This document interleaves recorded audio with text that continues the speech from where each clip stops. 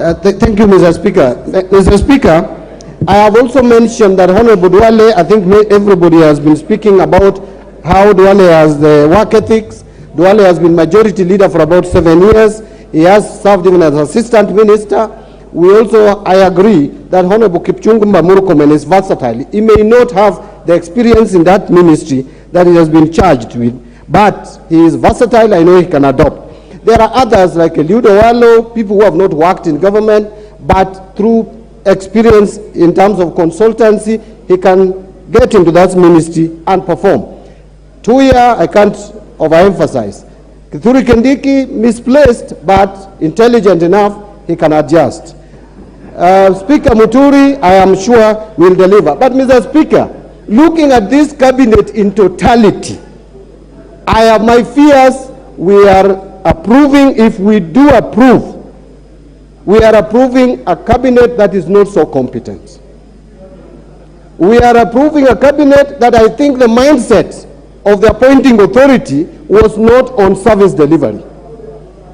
This is not a cabinet that is going to bring economic revolution in this country. This is not a cabinet that is going to have Kenya take off from a middle-income economy. This is a cabinet that lacks competence, integrity in many aspects. So what was informing the appointment of these members to the cabinet? If you can have Aisha Juma tasked with the responsibility of reforming our civil service, which has challenges, I fear that is not something that is going to work. This is a cabinet that was informed by political expediency. The president has actually appointed 2027 campaign managers, regional campaign managers.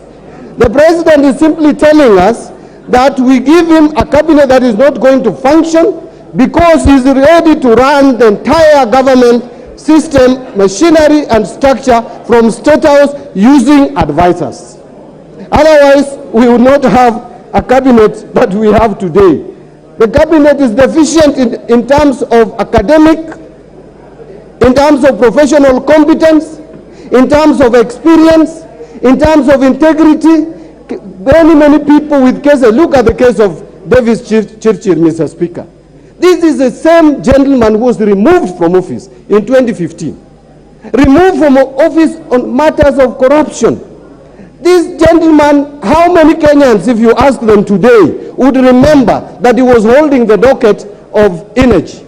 Very few, meaning he left no impact in that ministry. And then you are leaving a lady you have already appointed to the cabinet called Rebecca Miano, who has enough experience, expertise, knowledge, capacity to run the Ministry of Energy, Mr. Speaker. Point of order from Chepkonga.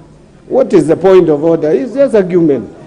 Point of argument, wasting my time. Mr. Speaker, you know, Honorable Mbadi knows that I know the law.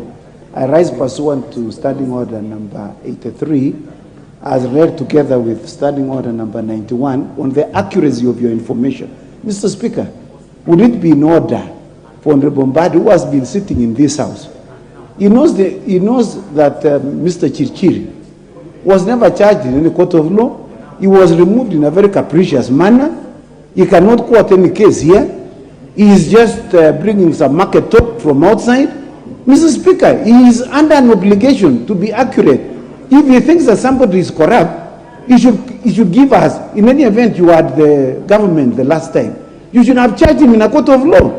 But you cannot just come and engage in a market talk here, in a serious house, Honorable Mbadi. For goodness sake, please, what a case in which Honorable Chirchir has been convicted or has been charged with an offense. Honorable Mbadi. You know, Mr. Speaker, Honorable Chepkonga is lucky that Chepkut is no longer there. He would lose in the next election. Mr. Speaker,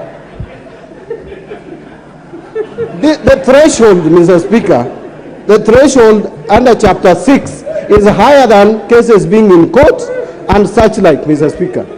Mr. Speaker, the threshold for approval in this House, we are not a court of law. In this House, we are approving you based on your capacity to hold office. Look at the lady Penina. She's being disapproved simply because she could not talk properly. in the committee, and you are telling me that a name that has been brought here by none other than the president as having been mentioned in matters corruption, that person is as clean as cotton. Mr. Speaker, let us be serious. Even if, and I've never been in government except in 2008 to 2013 when I was in Musumukati government. I have never been in government since that time, Mr. Speaker. So, Mr. Speaker, as I conclude, we have a choice to make either decision to reject over 60% of these names or give President Ruto his skunk. Let us not interfere with it. We give it to him. He has asked for it.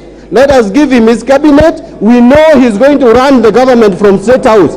These are not people who can run a government. Apart from a few individuals who are not even more than 8, the rest are incompetent, unqualified, have integrity issues, are people who cannot deliver this country from where it is to the next level that we want the country to move in. Thank you, Mr. Speaker, and I will oppose most of the names. Your time is up.